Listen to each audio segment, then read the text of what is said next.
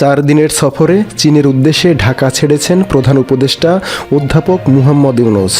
আজ দুপুর 1টার দিকে চায়না সাউদার্ন এয়ারলাইন্সের বিশেষ একটি ফ্লাইটে তিনি ঢাকা ত্যাগ করেন। প্রধান উপদেষ্টার প্রেস উইং থেকে এ তথ্য জানানো হয়েছে। প্রধান উপদেষ্টার সফরের বিষয়ে জানা গেছে 26 থেকে 29 মার্চ চীন সফর করবেন তিনি। 26 মার্চ চীনের পাঠানো একটি উড়োজাহাজে ঢাকা থেকে রওনা হবেন। 27 মার্চ দেশটির হাইনান প্রদেশে আয়োজিত বোয়াও ফোরাম ফর এশিয়ার সম্মেলনে যোগ দেবেন ডক্টর ইউনূস। সম্মেলনের উদ্বোধনী প্লেনারি সেশনে বক্তব্য দেবেন তিনি। এছাড়া প্রধান উপদেষ্টার সঙ্গে চীনের স্টেট কাউন্সিলের এক্সিকিউটিভ ভাইস প্রিমিয়ার দিং বুঝিয়াংয়ের বৈঠক হতে পারে।